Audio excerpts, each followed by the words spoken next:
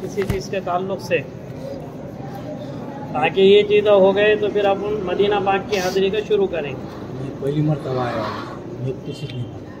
अब आप आजू बाजू वालों से बैठना होंगे, ग्रुप पे डाला पूरा ग्रुप ले लो। अच्छा, एक चीज़ ये समझो, हज, हाँ बोलो जी।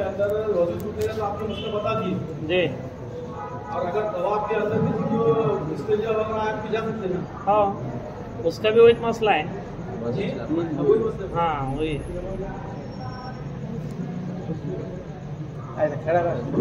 बोलो, और किसका कुछ है क्या जहन में? जरूरत नहीं कुछ सर।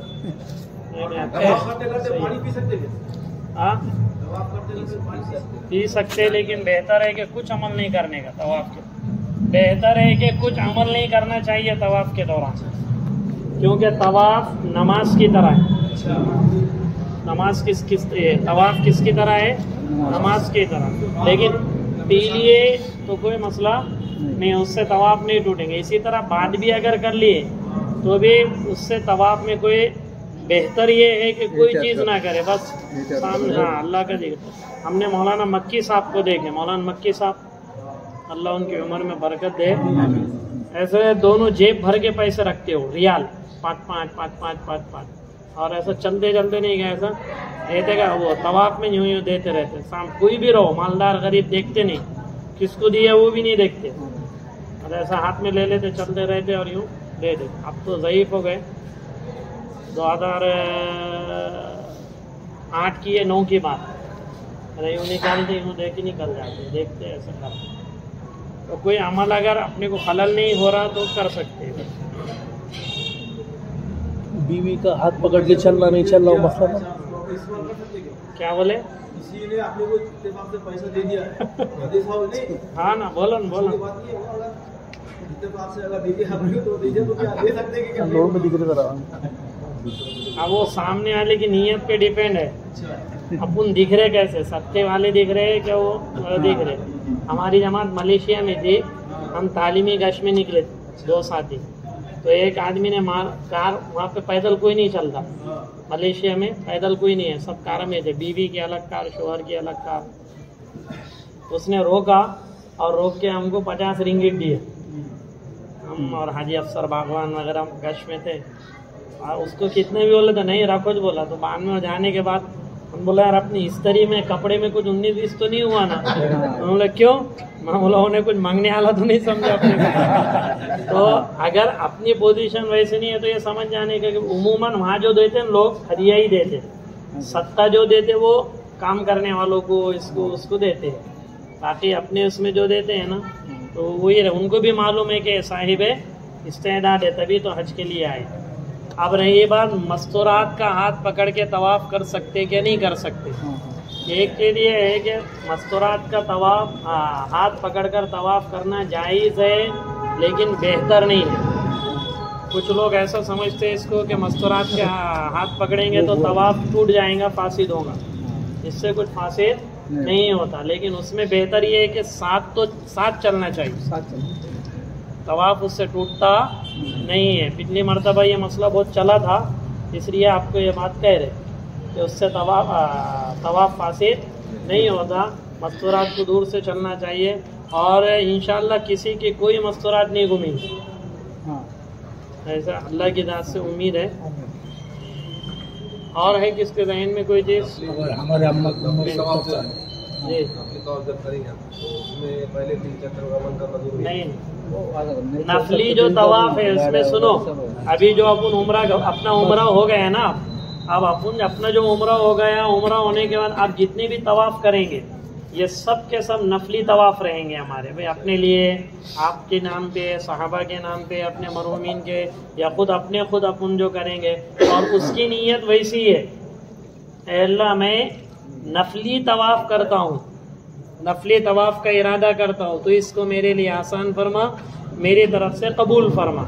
नफली था, और इतना नहीं भी बोले तो जम जाता, खाली दिल में इरादा भी रहे कि मैं नफली तवाफ कर रहा, जबान से नहीं भी बोले तो कोई मसला, फिर उसमें रमल नहीं रहेगा। इसी तरह सही भी बस तवाफ होगा 2 रकात वाजिब तवाफ होगा 2 रकात। अब इसमें भी एक चीज़ का ख्याल रखे, असर की नमाज के बाद अगर तवाफ़ करे तो वाजिब तवाफ़ नहीं पढ़ना चाहिए। ज़ोहर से असर के वक्त उनके यहाँ बहुत थोड़ा होता, लेकिन असर से मगरिब का जो वक्त रहता वो 2.5 घंटे रहता। असर अव्वल वक्त में पढ़ लेते, इसलिए मगरिब तक कितना वक्त रहता? 2.5 घंटे। तो अपन 2-3 एक साथ तवाफ़ कर लेने का और फिर उसके बाद में वाजिब तवाफ़ नमाज पढ़ना। अगर किसी को सफ़र में जाना है या फिर निकलना है मदीना पाक के लिए, तो फिर वो अगर असर के बाद भी वाजिब तवाफ़ पढ़ना चाहे तो पढ़ सकता है। नहीं समझ में आई बात? अगर कहाँ जाना है ये शर्त है, सफ़र मदीना पाक निकलने वाले हैं, तो फिर क्या करेंगे? तो पढ़ ले वहीं पे वाजिब तवाफ़। लेकिन अगर कहीं जाना नहीं है बाद में और वापस वहीं पर आना है या मगरिब तक भी अगर रुक रहे, तो फिर उसमें नफली तवाफ़ करेंगे। इसमें 2 चीज़ें, एक तो चीज़ ये है कि तवाफ़ करो 2 रकात नमाज पढ़ो, तवाफ़ करो 2 रकात वाजिब तवाफ़, तवाफ़ करो 2 रकात वाजिब तवाफ़। और उसमें दूसरी शक्ल भी जायज़ है कि एक साथ 4 तवाफ़ कर लो, एक साथ 5 तवाफ़ कर लो, और उसके बाद एक साथ उसकी एक पहले तवाफ़ की 2 रकात वाजिब तवाफ़, दूसरे तवाफ़ की 2 रकात वाजिब तवाफ़, तीसरे तवाफ़ की 2 रकात वाजिब तवाफ़। इस तरह भी कर सकते हैं आसानी की वजह से। अफजल शक्ल वही है कि तवाफ़ करने के बाद 2 रकात वाजिब तवाफ़ पढ़ लिया करें।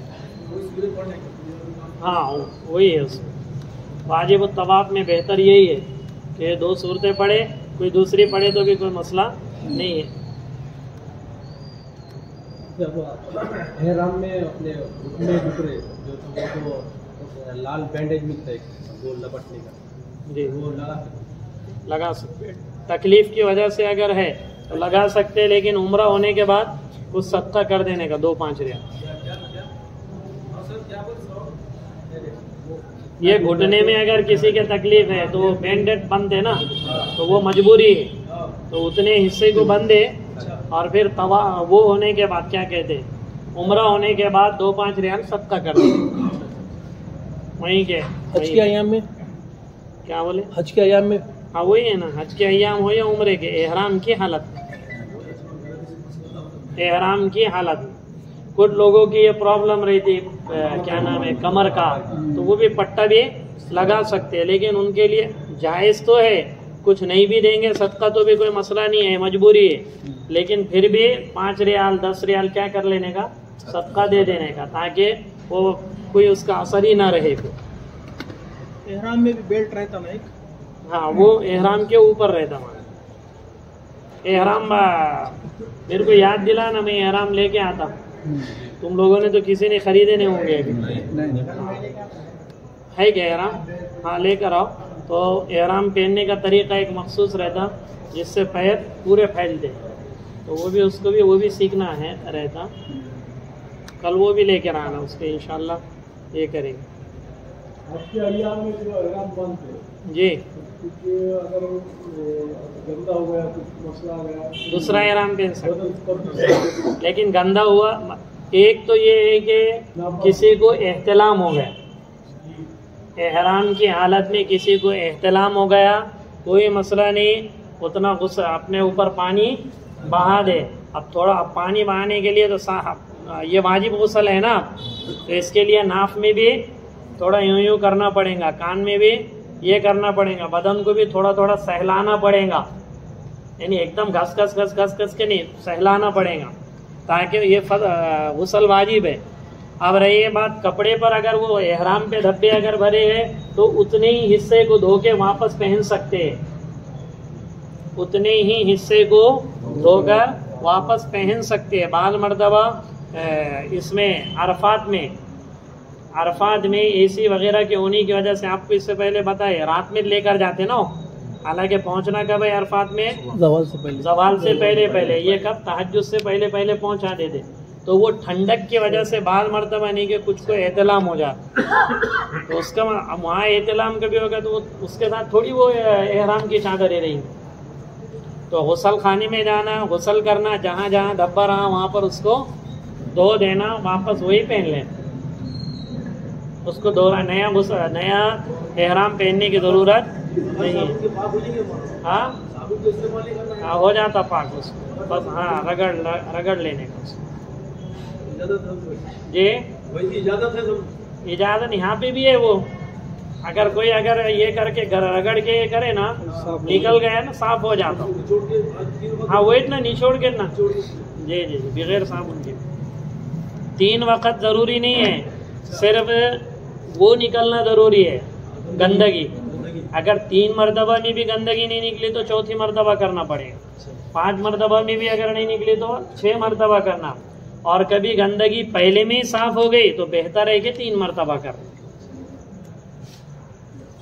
और ये कोई चीज हया की नहीं है, सबके लिए कोई मसला नहीं है इसका। दूसरा, अगर किसी का पहले उम्रा हो चुका है जी, तो हज का उम्रा उसका फर्ज रहेगा या नफिल? उम्रा तो सुन्नत ही है हमेशा, पहला फर्ज भी- वाजिब कुछ नहीं ना उम्रा। पहला भी हो यार जो कहाँ उसके कौन वक्त सा भी, होगी। जिंदगी में उम्रे सुन्नत ही रहते, वाजिब फर्ज नहीं रहते। समझ में आई ना बात? उम्रा ना वाजिब है ना फर्ज है, जिंदगी में कभी भी करेंगे तो सिर्फ हज के अय्याम जो 5 दिन है ना, उन 5 दिनों में उम्रा करना मकरूह है, बाकी कभी भी साल भर में कर सकते। हज के 5 दिनों में उम्रा करना मकरूह है, बाकी कभी भी कर सकते हो, और जब भी करेंगे सुन्नत है। लेकिन आपको ये बात बताए, ये ऐसे सुन्नत है जब स्टार्ट करेंगे तो वाजिब बन जाती। भाई उम्रा करना सुन्नत है ना, अब एहराम बांध दिया, अब पूरा करना वाजिब है।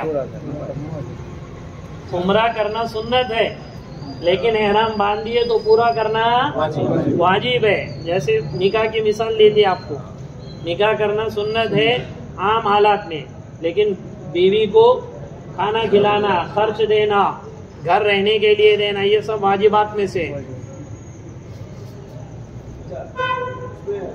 नफिल रोजे वाला रख सकते हैं क्या? हाँ, पीर और जुमेरात को रखना ना वहाँ पर। अभी से भी आदत, अभी ये जो है ना, कल परसों तरसों 3 दिन रखो, अय्याम 20 के रोजे। अल्लाह के रसूल सल्लल्लाहु अलैहि वसल्लम हर महीने रोजे, खुसूसन शाबान में तो अल्लाह के रसूल कसरत से रोजे रखते थे। शाबान के आखिर के 3 दिन में नहीं रखने के रोजे, 27 शाबान, 28, 29 वगैरह। लेकिन अभी हाँ, अय्याम 20 के रोजे हर महीने रखना चाहिए, 13वीं, 14वीं और 15वीं का। आज 13वीं शाबान शुरू हो गई, 13वीं शाबान, 14वीं शाबान और 15वीं शाबान। और बोलो। अच्छा, वो जितना यहाँ 10 जिला का आखिरी का रोजा रखते हैं 2 दिन तक। हाँ, वहाँ रखना जायज़ नहीं है। फिर वहाँ पर एक चीज़ का ये भी ख्याल रखे कि 10 दिन तक हमारे यहाँ पे कुर्बानी करने वालों को क्या किया जाता है, नाखून वगैरह काटने की इजाज़त नहीं है, लेकिन वहाँ पर सफाई की इजाज़त है हाजियों के लिए, कुदरत है अल्लाह की। तो समझ में, हमारे लिए मुस्तहब क्या है, यहाँ रहने वालों के लिए मुस्तहब क्या है कि 10 दिन तक नाखून वगैरह कुछ ये ना करे। लेकिन वहाँ हाजियों को 8वीं ज़िलहिज्जा को एहराम बांधना है ना, तो एहराम बांधने से पहले गैर ज़रूरी बाल चेहरे पे के नहीं, हाँ गैर ज़रूरी बाल वो साफ़ कर ले, नाखून निकाल ले। समझ में है ना बात? ये सारी चीज़ें कर सकते हैं हाजियों के लिए, और हमारे लिए भी जायज़ है यहाँ, मगर मुस्तहब और बेहतर है कि ना करें यहाँ वालों के लिए। और ना हाजियों के लिए तो 8वीं ज़िलहिज्जा से पहले सफाई सुथराई करके ही एहराम बांधे। जी किराम की अगर नियत हो जी जी, हज किराम की अगर नियत करे तो तवाफ कुदूम जो है वो उम्रे के तवाफ के बाद करेंगे। तवाफ हज किरान की अगर किसी की नियत है, हम तो हज तमत्तो करते उमूमन, कोई अगर हज किरान कर रहा तो हज किरान और हज इफराद वालों के लिए तवाफ कुदूम होता है। तवाफ उम्रा तमत्तो वालों के लिए जाते क्या करेंगे, उम्रे का तवाफ। लेकिन जो किरान करने वाला है और जो इफराद करने वाला, जो बोलो किरान करने वाला, किरान इससे पहले बताया था, उम्रे और हज के एहराम की नियत एक साथ ही कर दे मुंबई एयरपोर्ट से, तो क्या करेगा, अब हज तवाफ उम्रे का तवाफ करेंगे, उम्रे के तवाफ के बाद सही करेंगे, सही के बाद हलाक नहीं करेंगे, फिर उसके बाद तवाफ कुदूम करेंगे। नियत तो तवाफ कुदूम की बस। हाँ,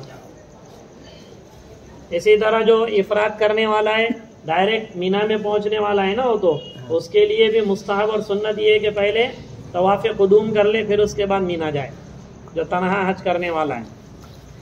इसलिए मुफरिद जो तनहा हज करने वाला रहता उस पर कुर्बानी वाजिब नहीं रहती, कारीन पे और मुतमत्ते पे कुर्बानी वाजिब रहती है। तन्हा यानी क्या? अकेला हो गया तो कैसा? सिर्फ हज की नीयत से गया, उम्रा नहीं कर रहा। ज़्यादा कोई 7वीं जिल्हिज्जा को यहाँ से निकला और उसकी नीयत सिर्फ हज की है, उम्रे के नहीं है, तो आप जब वहाँ पर जाएंगा, हो हरम में पहुँचेगा, बैतुल्ला पहुँचेगा, तो बैतुल्ला पहुँच के उसको तवाफ़े कुदूम सुन्नत है उसके लिए, ये अलग से तवाफ़ है, तवाफ़े कुदूम। वो तवाफ़े कुदूम करके फिर 8वीं जिल्हिज्जा को कहाँ जाएगा? मीना। तो एहराम तो यहीं से मान लेगा ना।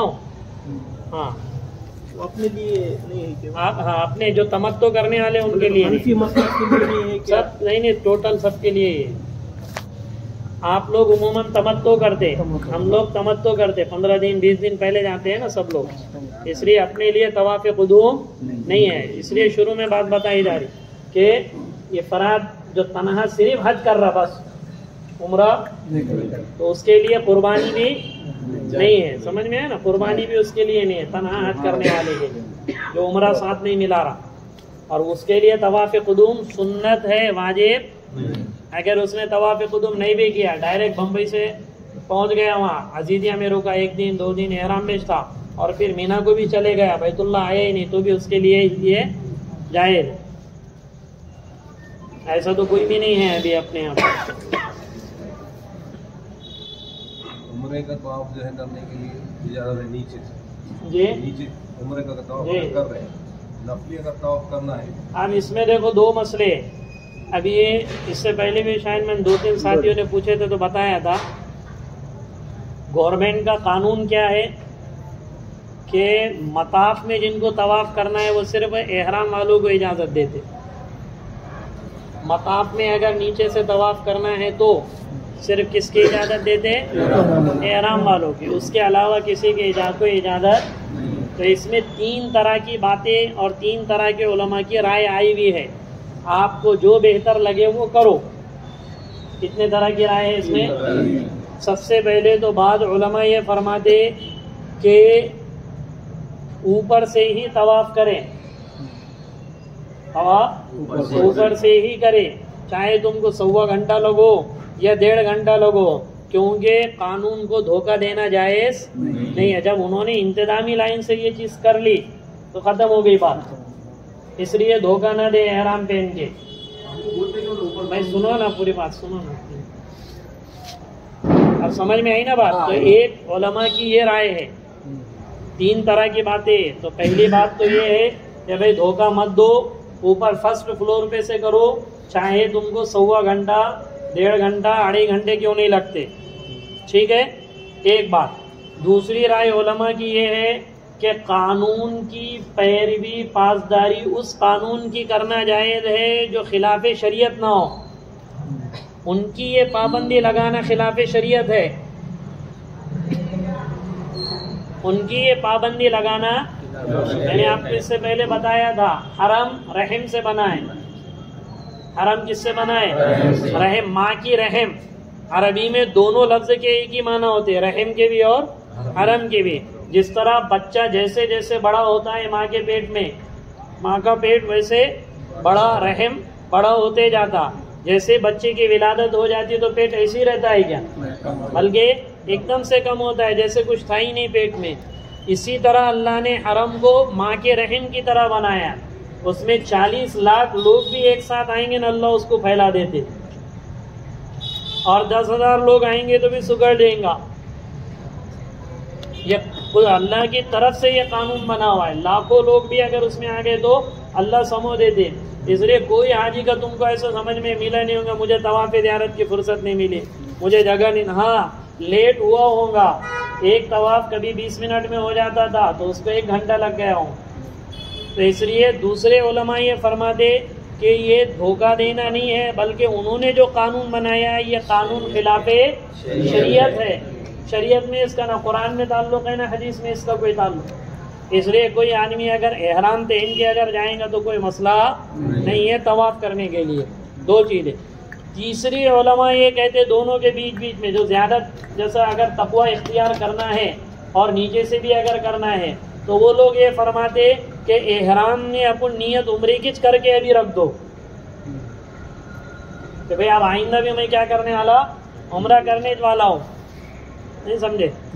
आइंदा सिर्फ नियत का फर्क बता दे कि जैसे उम्रा करके अपन कहाँ आ गए, कमरे पे आ गए, फ्रेश हो गए, सब हो गए, अब वापस अपने को नीचे से तवाफ करना है तो वो ये फरमाते कि भाई चादर पहन के नीचे से करना है ना, तो चादर पहनते वक्त ये नियत करो कि इन्हीं चादरों में मैं क्या करूँगा, उम्रा करूँगा। अगर वो यूं जाओ कि यूं जाओ तो असल मसले तो सिर्फ यही दो है, समझे? एक तो ये कि खिलाफ शरीयत कानून की पासदारी ज़रूरी नहीं, उस पर गुनाह नहीं है। ज़रूरी नहीं है का मतलब ये है कि उस पर गुनाह, कोई आदमी अगर चुप के चला जाए तो गुनाह नहीं है, ये बात उलमा। और बात ये फरमा दे कि नहीं, जब कानून बन गया तो इंतजामी लाइन से उसको छेड़खानी नहीं करना चाहिए। मैं तो पहन के जाता हूँ, वल्लाहु आलम। अब देखो जैसा हर एक का अपना अपना है, मैंने आपको दोनों तीनों उलमाए किराम की राय बता दी क्या है करके। क्या बोले? आपको एंट्री नहीं देते ये कपड़े रहे कभी तो बहुत मजबूत कानून है वहाँ। मस्तूरात का तो हल है मसला, उनको तो कोई रोक टोक नहीं है, वो डायरेक्ट अंदर चले जाते, मसले अपने हैं बस। हाँ तवाफ मताफ में अगर नीचे मताफ में जाना है तो माल हराम खलास, ऐसा करते हो, माल हराम खलास, कितना भारी ना, वहाँ से जोटा तो वहाँ पकड़ते, वहाँ से जोटा तो अंदर कोई तुमको कपड़े के साथ। हाँ तवाफ़े ज़ियारत के टाइम फिर ये कपड़ों के साथ रहते 4-8 दिन। कितने दिन? 4-8 दिन खुला, फिर उसमें कोई एहराम की शर्त, क्योंकि सबको मालूम होना हाजियों ने क्या निकाले हुआ है, एहराम 2.5 दिन का ही रहता ना एहराम।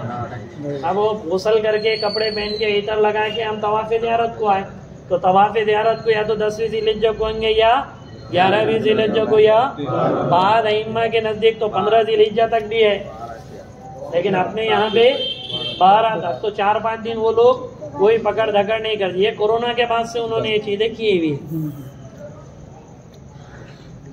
इसलिए ये दोनों चीज़ों का ख्याल रखो। जिसको ऊपर से करना है, अगर धोखा लग रहा है तो ऊपर से करो, कोई बात नहीं, हमने बाद मरतबा ऊपर से भी करे।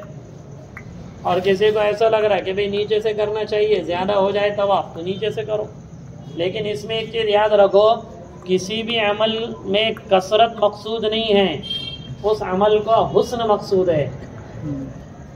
तुम 10 तवाफ करेंगे लेकिन फ़ोन पे बातें करते हुए भी करेंगे, इधर उधर देखते हुए भी करेंगे, उसमें हुजूर कल्ब भी नहीं रहेगा। और एक तवाफ तुम करेंगे और अल्लाह को सामने रख के करेंगे तो 10 पे भारी अल्लाह पढ़ाएंगे।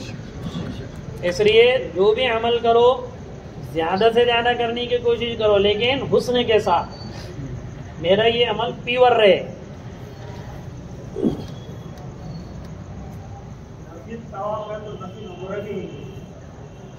नहीं सुन्नत ही है सब। अल्लाह के रसूल सल्लल्लाहु अलैहि वसल्लम ने 4 उम्रे किए थे, आप 400 भी कर सकते हैं, जिंदगी भर उम्रे कोई ये नहीं है। हदीस इससे पहले आपको सुनाई, ताबिउ बैनल हज वल उम्रती, हज और उम्रा, सुनो ना, हज और उम्रा बार बार करो, उससे अल्लाह 2 तुम्हें इनाम देंगे।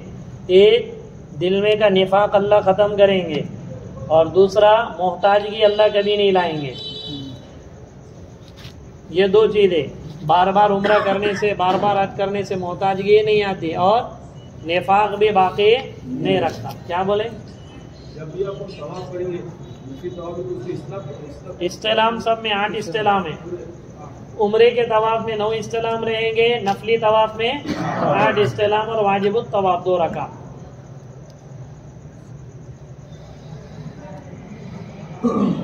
और ये अगर वहाँ से उम्रा अगर करना है तो मस्जिद आयशा, जहिराना, सुलह हुदैबिया और ताइफ तो मीकात के बाहर ही है। तो असल में 3 जगह, एक हरम, बोलो, एक हिल, एक मीकात, बोलो, एक हरम, एक हिल, एक मिकात। बोलो, बोलो 5 बार बोलो। हरम, हिल, मिकात। हरम, हिल, मिकात। हरम, जो हरम में रहने वाले हैं अगर वो उम्रा करना चाहे, बोलो, जो हरम में रहने वाले अगर वो उम्रा करना चाहे तो उनको हिल में आके एहराम बांधना पड़ता। उनको हिल में आके इहराम बांधना पड़ता। ठीक है, जो हिल में रहने वाले हैं उनको उम्रे के एहराम बांधने के लिए मीकात आना पड़ता। जो हिल में रहने वाले हैं उनको उम्रे के इहराम बांधने के लिए मिकात में आना पड़ता है। ऐसा मिसाल के तौर पे ये क्या है, ये हरम है, उसके ये बाद की जगह हिल है और उसके बाद की ये जगह मीकात है। तो जो हरम में, अभी तो हम हुदूद हरम में रहेंगे ना, अब अगर हम चाहते हैं उम्रा करना है तो कहाँ आने का, हिल में। तो मस्जिद आयशा, जयराना, हुदैबिया ये हिल में, काय में ये हिल। अब जो यहाँ के लोग हैं, जो यहाँ रहने वाले लोग हैं, मुस्तकिल तौर पे रहते हैं, काम काज करते हैं, वो अगर उम्रा करना चाहे तो उनको मीकात के, नजद वालों को कहाँ जाना पड़ेगा, करने मनाजिल ताइफ के जो ये, अरे समझ में आ रही ना बात। अजीजिया से बांध सकते क्या? नहीं, वो हरम में अजीजिया, हुदूद हरम में है अजीजिया, इसलिए बाहर जाना पड़ता। मस्जिद आयशा 22 किलोमीटर, जयराना ये छोटा उम्रा मस्जिद आयशा से बोलते हैं और बड़ा उम्रा जयराना से। बोलो, छोटा उम्रा आयशा से, बड़ा उम्रा जयराना से। तो ये कोई बड़ा उम्रा छोटा उम्रा का मतलब खाली कैसा है, डिस्टेंस के हिसाब से वो 40 किलोमीटर है और ये 22 किलोमीटर, इसलिए बोलते हैं छोटा उम्रा। और वो 40 किलोमीटर है तो क्या बोलते हैं, बाकी नफ्सी तौर पे कोई छोटा उम्रा और बड़ा उम्रा नहीं होता। जिसका ताल्लुक उम्रे में जितना अल्लाह के करीब रहेगा उसका उतना बड़ा उम्रा रहेगा। जिसके भी लिए उम्रा कल आई ये बात कर सकते, लेकिन बेहतर और अफजल आपको ये बात बताई गई, जो हम यहाँ आने की इस्तेदाद नहीं रख सकते उनके लिए करो। सवाब भी हज भी, जो भी जवान छोकरादों के लिए कर रहे, जवान भाइयों के लिए कर, अरे उनके लिए दुआ करो अल्लाह उनको यहाँ पहुँचाए। जो दुनिया से रुखसत हो चुके उनको मुकद्दम रखो, जो दुनिया से रुखसत हो चुके उनको मुकद्दम रखो। या फिर कोई इतना बूढ़ा हो गया, इतना बीमार हो गया कि अब उसके यहाँ आने की उम्मीद खत्म हो गई, तो फिर उनके लिए आप करो। और अगर औलाद अगर गई भी है, माँ बाप हयात है, तो माँ बाप के हुस्न सुलूक के लिए एकाद उनके लिए कर सकते कि मैं अपने माँ बाप के इकराम में कर रहा हूँ। हालांकि वो आ भी सकते, लेकिन सिर्फ माँ बाप के लिए उतना कर सकते। हमारे अम्मा 70 साल की, करो ना उम्रा, करो ना उनके। आज का नंबर लिखा अच्छा साथ में जाए क्या? हाँ। ठीक है, तो नहीं, हाँ साथ में रहेंगे। हाँ। जो बड़ी उम्र के वो लोग हैं उनको हज से पहले ज्यादा उम्रे में दौड़ाओ मत। यहाँ से जो उम्रा हो गया ठीक है, फिर एक आधा उम्रा करा के उनको ड्रॉप दे दो, क्योंकि हज के जो अरकान रहते वो थोड़ा उसमें मुजाहदा रहता। और ये उम्रा बोले तो फिर ये सफ़ा मरवा की सही में भी दौड़ना है ना, इसलिए उनको थोड़ा अगर वो चाहे तो बाद मरतबा वो उसको उसूल करना है। खुसूसन ये जो अशरे ज़िलहिज्जा की रातें, 1 ज़िलहिज्जा से ये रातें बाद उलमा के नज़दीक ये रातें भी शब कदर की तरह है। तुमको अल्लाह हुदूद हरम में ये रातें नसीब करेंगे। वल फजरी वलयालिन अश्र, इस बारे में जो अल्लाह ने 10 रातों की कसम खाई अशरे ज़िलहिज्जा की, उसमें रोज़े भी रख सकते हैं आप। अल्लाह को उन 10 दिनों में बहुत अमल पसंद है, तो हुदूद हरम में रह के अमल करने वाले तो बड़ी बात है।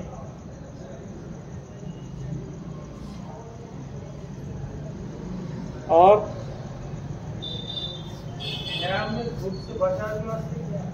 धूप के बचाव के वास्ते वो ले सकते छतरी, चेहरे पे सर पे नहीं लगना।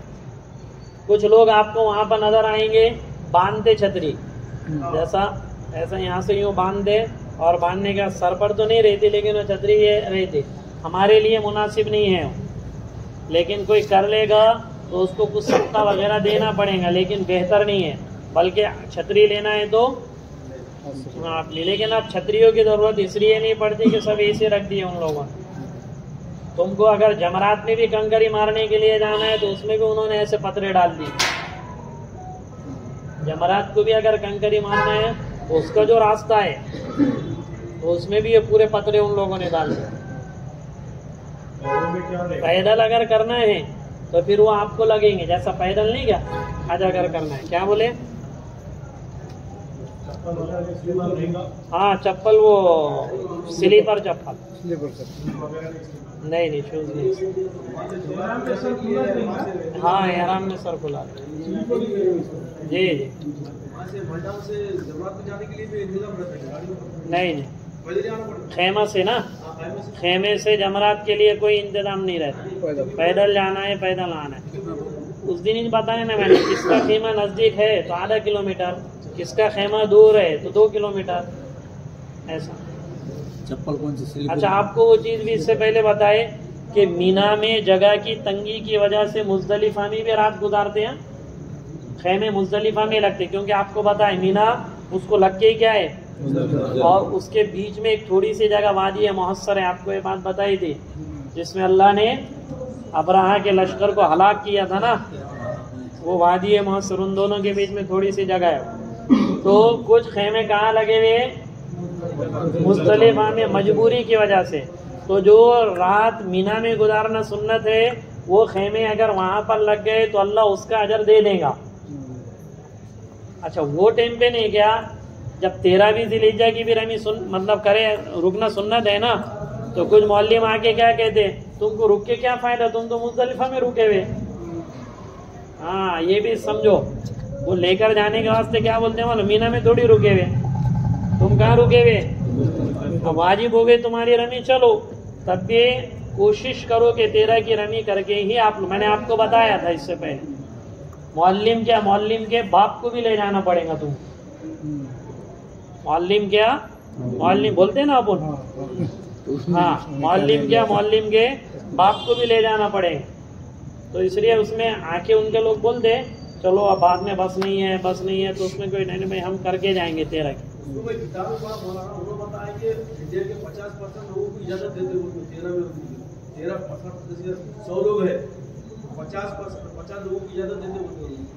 कौन सी किताब में पढ़े, ठीक है ना, मैं पिछले साल का सुना रहा आपको, और हमेशा के लिए भी ये चीज़, इजाज़त का मसला ही नहीं है, आप अगर रुकेंगे तो रोक देंगे आपके जिद पे, वरना सबको ये करते हो बस रहना बस रहना बस रहना बोल। इसीलिए मैं बोल रहा हूँ ना आपको, मौल्लिम को क्या, मौल्लिम के बाप को भी ले जाना पड़ेगा, छोड़ के जा नहीं सकते वो अपने, नहीं दूसरी गाड़ी वही ले जाएंगे, मौल्लिम ही ले जाएंगे, क्योंकि उनको मालूम रहता, वहाँ पे ऑफिस रहती ना कि मेरे खेमे में भी कितने लोग हैं, वो बराबर ही है। फिर 25 मिनट चाय के भी बहुत एकदम बड़े बड़े टीपों के उत्ते चाय हो रहे थे, तो बहुत से लोग नहीं कि एकदम बेखंदे चाले करते, तो हर चीज़ नहीं कि ऐसा नहीं कि ख़त्म होती चाय। एक बात याद रखो, 25 मिनट के बाद चाहे टीपा भर के क्यों ना चाय उसको फेंक देते हो, कितने मिनट के बाद बोलते, 25 मिनट के बाद जहर आता है, यहाँ 1-1 घंटे के बाद की भी चाय आप भी बना के गया था, घाने बता वो 25 मिनट के बाद वो चाय फेंक देते और दूसरी ला के रख देते उसको। तो मीना में बहुत ख्याल रखते हैं लोग, अल्लाह उनको जज़ाए खैर अता फरमाए। खाने का भी पूरा नज़म रहता है, सारी चीज़ें। लेकिन मुज़दलिफा जाते टाइम मैंने बताया क्या लेकर जाओ, पानी के 2-3 बोतल, कुछ चूड़ा वगैरह। कभी कभी ताखिर हो जाती है, 8 बज जाते सुबह में। और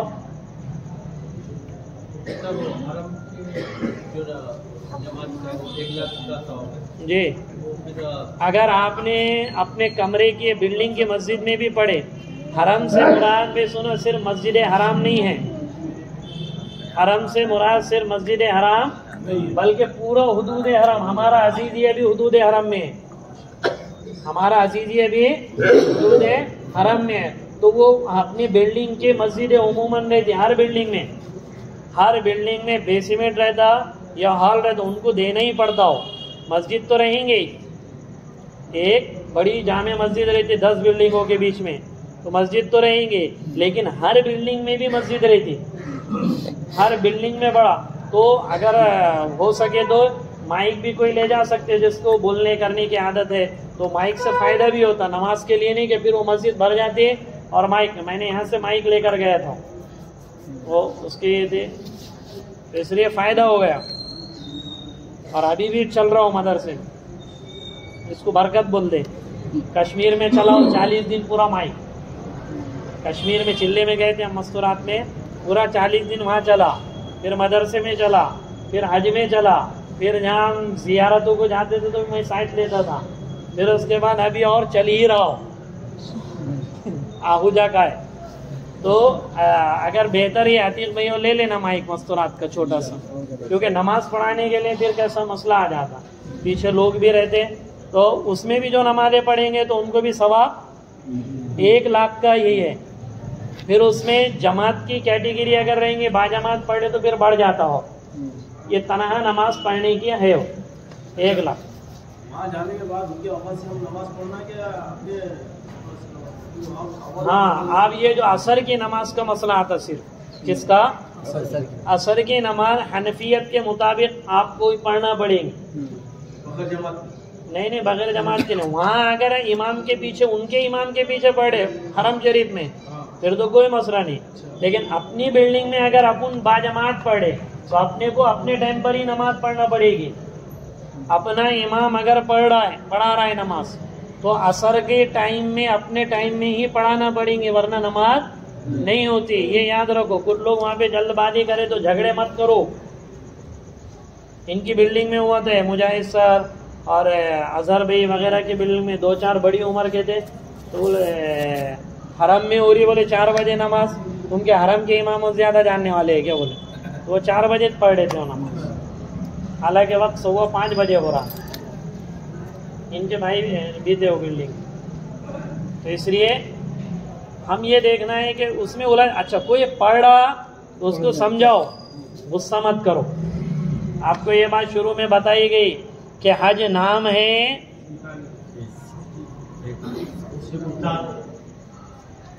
शुरू में बोले थे ना, हज नाम है शुक्र का, सबर का नहीं। यहाँ से अगर सबर सबर सबर करते हुए जाएंगे ना, तो वहाँ पे फिर वही चीज देंगे, शुक्र मानने का। मैंने मिसाल लेके भी बताया था, मिसाल क्या देकर बताए थे कि अगर 50 लोग लाइन में खड़े हुए बाथरूम के लिए, कितने लोग, तो अल्लाह का शुक्र अदा करना है कि अल्लाह 40 लाख लोग हैं और सिर्फ 50 ही लाइन में खड़े हुए, तेरा शुक्र है 500 लोग नहीं हैं। सिर्फ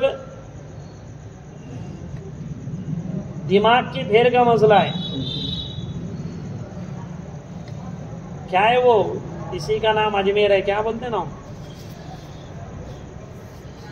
उलट फेर है, समझ की फेर है, इसी का नाम अजमेर है, नहीं क्या बोलते। तो वैसा है, तो अपने दिमाग में सबर लेके मत जाओ,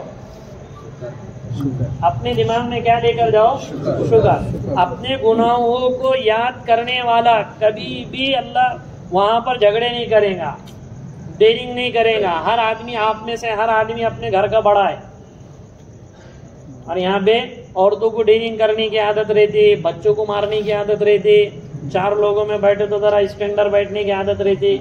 लेकिन वहां जाने के बाद तुम्हारे जैसे ही लोग वो भी रहते, फिर तुम घर करते वो गुर करता। तो इसलिए हमने क्या करना है, रोजेदार के मुतालिक कहा ना अल्लाह के रसूल ने कि कोई आदमी अगर रोजेदार से झगड़ा करे तो उससे कहे मैं रोजेदार हूँ, खामोश हो जाए। ऐसे ही हज के सफर में भी कितना भी, आपको इससे पहले ये बात बताई गई, मस्जिद नबवी में हमारे बीड़ जिले के एक ताल्लुके के जोड़े का मसला यहाँ पर आया था। उम्रे में गए और मदीना पाक में शोहर ने बीवी को तलाक दिया। मदीना पाक में मौलाना ने लेकर आए थे मसला, और फिर रह रहे भी साथ में, क्या बोले हुसैन बोल दिया था, बोले कहाँ पर, मदीना पाक में, मस्जिद नबी के सहन में। तो बात पे नहीं गए, शैतान बहुत उचका था, चप्पल ही जे गए, वही जे गए, ऐसा कहता बनी जला दी क्या, तेरे को क्या पड़ी हुई है, मैं भूखा मर रहा ना यहाँ पे। अब वो क्योंकि अरकान मर्दों से ज़्यादा औरतों को करने के शौक रहते। तो अब ये सब अजीजिया वाले थे ना, तो पकाना रहता, तो वो अरकान करके पका के खिला के, यहाँ के आदत नहीं सेठ पना बताने का औरतों को, थोड़ा एडजस्ट करने का। क्या करने का? हम तो मस्तूरात के बयान में मैं बोलूंगा तुम्हारी खिदमत करो, मगर तुम्हारे को ये बोल रहा है एडजस्ट करो। उनको अलग बात करेंगे, तुम्हारे को अलग बात कर रहे, आप एडजस्ट करो। वैसा क्यों? नहीं, वो बैलेंस बाकी है, समझ रहे ना, एडजस्ट करने का। बाल मर्तबा अगर तबीयत खराब हो जाती है, मस्तूरात का कैसा रहता है, उनके बुरखे हैं, वो है, कभी गिर गए, कभी उठ गए, कभी तबीयत खराब है, तो कभी कभी ये बोलने का चलो यार आज खाना मत बनाओ, अपन बाहर ही खा लेंगे। कभी ये चीज़ें भी ये करने का, ऐसा नहीं कि एकदम इन्हें कंजूस मक्खी चूस जैसे चाले नहीं करने, नहीं बना वो दाल ख़त्म ही करने की, नहीं वो आटा ख़त्म ही करने का। तो कभी जैसा उससे कैसा रहता, दोनों की तबीयतें अच्छी रहती, और खुसूसन 5-6 दिन में। इसीलिए कुरान ने कहा वला जिदाला फिल हज, हज में लड़ाई झगड़ा मत करो। ये अल्लाह को कुरान में कहने की जरूरत इसीलिए पड़ी कि झगड़े होते,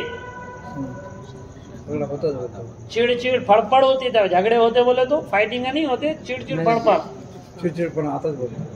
तो उसमें मुजाहदा है ना। एक हाल यूं देखते अभी वहां है क्या, अरे यार अभी इतना है क्या, अरे यार कभी गाड़ी में बैठ के रात निकल जाती, कभी गाड़ी के इंतजार में रात निकल जाती, तो ये मुजाहदात रहते। तो इसमें आदमी चिड़चिड़ा हो जाता नहीं क्या, तो उसमें एडजस्ट करना असल वो चीज़ है। और एडजस्ट वो करेगा जो अपनी पिछली जिंदगी को देखेगा कि मैं इसके मस्जिद में आने के काबिल नहीं था, अल्लाह तूने यहाँ तक ला लिया। ये तो अल्लाह से मांगने का, अल्लाह 70 साल से मेरा क्या जुर्म हुआ था, 50 साल से मेरा क्या जुर्म हुआ था जो अल्लाह तूने अपने घर से मुझे महरूम रखा था। होना तो बचपन से अल्लाह के घर को जाना चाहिए, जवानी से अल्लाह के घर को जाना। अल्लाह मेरा कौन सा जुर्म हुआ था जो 45 साल तक तूने मुझे रोका। जिसको ये चीजें याद है तो हमेशा शुक्र ही शुक्र। अगर एक टाइम खाना नहीं मिला, अब मीना में, मुज़दलिफा में, अरफात में उमूमन ये चीजें होती कि अब आ गए खाने, कोई गिरा दिया, वहाँ पे बहुत धड़पड़ करते लोग, बिल्कुल बगैर नशिस्तों के और उसके आए हुए रहे, दोनों समझते अब ये जितना आ रहा खाना उतना खत्म होता क्या आएगी। बहुत खाने वो बाकायदा फ्रीज रहते उनके, बड़े बड़े गरम फ्रीज, ठंडे नहीं, गरम फ्रीज रहते उनके, खाने उसमें लाते हो पका पका के। तो अगर तुम जाकर बोल देंगे भाई मुझे वो किट नहीं मिला, तो तुमको दे देंगे, फ्रूट है, सारी चीजें, तो उसमें एकदम खो खो जैसे नहीं करने का। बार मरतबा ले जाते टाइम किसी का गिर गया तो लगे माँ बहन पे उधेड़ नहीं देने का, इतना अच्छा मेरा वो तूने खराब कर दिया, उस पर जो तुमको सबर पे अल्लाह अजर देंगे, वो अजर नेकी पर भी अल्लाह नहीं देंगे। कुछ कुछ ऐसी चीजें रहती। इससे मैं बार बार ये तफसीर में ये भी बात कहता कि 10 पारे कुरान की तिलावत पे, 10 पारे कुरान की तिलावत पे अल्लाह वो नूर नहीं देते जो नूर एक गैर महरम औरत से आंखें नीचे करने में अल्लाह नसीब करते। कोई औरत जा रही है और हमने अपनी निगाह को नीची कर दी है, निगाह को नीची करने का मतलब उधर ध्यान ही नहीं दे रहे, तो वो जो हराम से बच के जो बर्दाश्त कर रहे हैं हम, फितरत सबकी है देखने की, लेकिन जो बर्दाश्त, तो 10 पारे में जो अल्लाह नूर देगा ना, उससे कहीं ज्यादा सिर्फ एक बदनिगाही से बचने पे अल्लाह नूर देते। तो अब ये जो आज के अरकान है ना, इसमें बहुत सब, आप बुरा मत मानो, सब 30 रखा रहते उसमें, लेकिन जितना आदमी अपने आप को ये करेंगे ना बर्दाश्त कर, उतना अल्लाह हज को कबूल करवाए। गंदी बातें नहीं, गाली गलोच की बातें नहीं, गीबत एहराम की हालत में, खुसूसन हुदूद एहराम में किसी की गीबत, शैतान बहुत भारी है, समझ में है ना, वहाँ शैतान बहुत भारी है। पहले मेरे भाई की तारीफ करेंगे, अरे मुफ्ती यासिर साहब बहुत एक नंबर है और ये है वो है, लगे मेरे पे वो मुफ्ती मुकीम मच्छर भी काट रहे तो छोड़ा नहीं था बोले, अब वो हुदूद हरम में चल।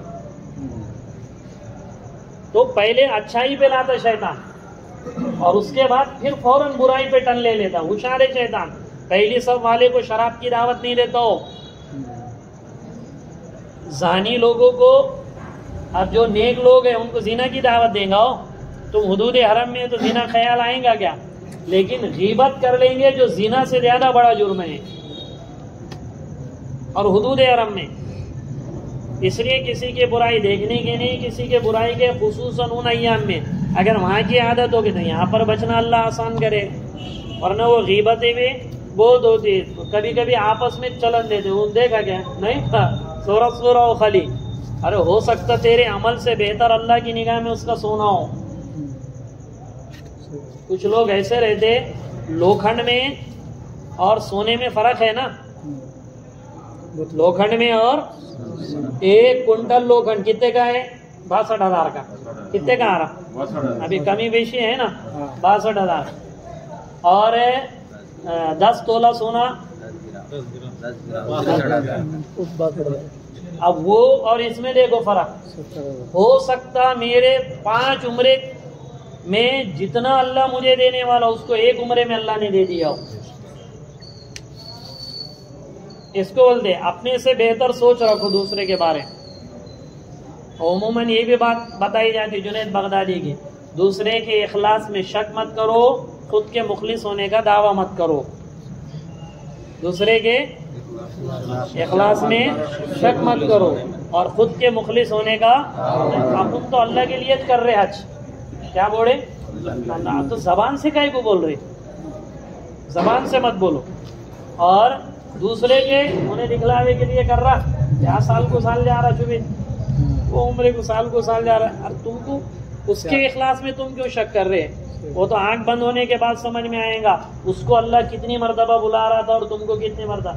अल्लाह को पसंद होगा करके अपने घर को बार बार बुला रहा, उसकी गीबत करके उसका तो अजर और मजीद उसको अजर दे रहे थे। इसलिए किसको कुछ मत कहें।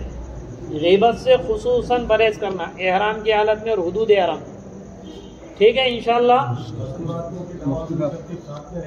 हाँ मस्तूरात के तो मस्तूरात में बताएंगे, फिर आप भी सुन लो। मस्तूरात की नमाज अफजल है अपने कमरों में पढ़ना। हुदूद हरम में भी अगर कोई पढ़ रही है नमाज, अफजल ये है कि वो कहाँ नमाज पढ़े? कमरे में। लेकिन अगर तवाफ के लिए आई थी, किसके लिए?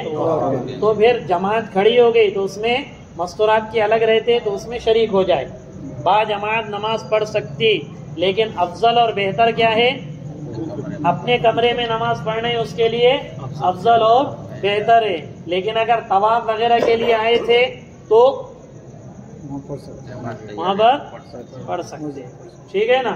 इसी तरीके से 40 नमाजों का जो मस्जिद नबवी का है वो टाइम पे भी इंशाल्लाह ये मस्तूरात के तफसील बताएंगे। बोलो क्या कुर्बानी का मसला है, किस तरह से सबसे बड़ा मतलब? हाँ अहम मसला वही है, तो वही बताए थे ना आपको कि तुम 50-60 लोग एक साथ एक एक करके 4 लोगों को 3 लोगों को तय करना कि भैया टैक्सी से जाए, जिसको भी आप कुर्बानी दे रहे वहाँ जाए, टैक्सी से जाए।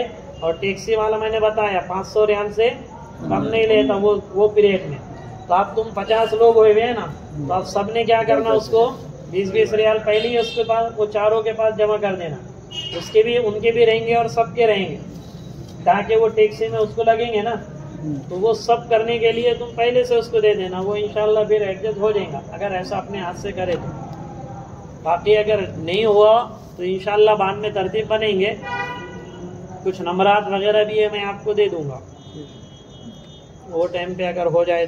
और आपके जाने से पहले हम आ जाएंगे, अभी कोई नंबर मत मांगो। ठीक है। क्या बोले? खेमे सबके अलग अलग रहेंगे, खाली मुज़दलिफा में साथ रहेंगे, बाकी खेमे अलग अलग। मीना के खेमे अलग। हाँ अभी अल्लाह का शुक्र है, इसलिए नहीं कि वो किताबों में पढ़ेंगे ना तो उसमें किताबों में ये लिखा हुआ है कि पर्दे बीच में से लगा दो, और ये अब ये पर्दों का सिस्टम बिल्कुल ख़त्म। उनका खेमा अलग, आमने सामने रहते, थोड़ा दूरी पे बिल्कुल ये रहते। तो इधर पूरे मस्तूरात ही रहते, इधर मर्द रहते। तो मस्तूरात को देखना है तो हमारे पास है, हमारे पास। लेकिन ये याद रखो अपने से रहना, मस्तूरात ही अपनी क्या करते देखे क्या हो रहा है क्या नहीं, देर तक धोखा करके नहीं गया। वो खुद अल्हम्दुलिल्लाह ख्याल रखते हैं। हमारे खेमे में मस्तूरात आके मर्दों को गोले देते थे, तुम्हारा दुगरा बीपी के खाए क्या, शुगर के खाए क्या, क्योंकि वो खुद डरते बोले दिया क्या होता क्या ही नहीं। बोले दिया सकते। हाँ ले ना गोले टाइम टू टाइम, जो जिसके जो चीज है। मैं ये बताना चाह रहा कि उनके अलग खेमे रहते ना तो अपने से बेहतर रहते हो। वो खुद अपनी देख रेख के लिए आते मीना में और अरफात में, और जब अरफात से निकलेंगे तो अपने साथ अपनी मस्तूरात को ले लेंगे मुजदलिफा में। फिर मुजदलिफा से जमरात में आएंगे, कंकरी मारने को जब जाएंगे तो साथ में जा सकते हैं अपने। हाँ रह सकते तवाफ। जो अरफात का जो खुतबा है वो सुनना जरूरी है, सुन्नत है। उन्हीं के लिए जो मस्जिद नमीरा में नमाज पढ़े, जिसने नमाज नहीं पढ़ा नहीं उनके लिए सुन्नत भी है। उनको जोहर के वक्त में असर के वक्त उम्रा करना चाहे तो आयशा मस्जिद से कौन जाना पड़ेगा? कोई भी रहो तो हरम में रहने वाले हिल में जाना पड़ेगा।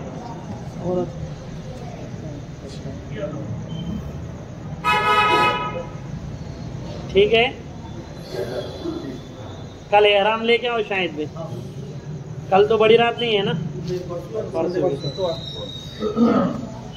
ठीक है। सुभान अल्लाह बिहम्दिही सुभानक अल्लाहुम्मा व बिहम्दिक।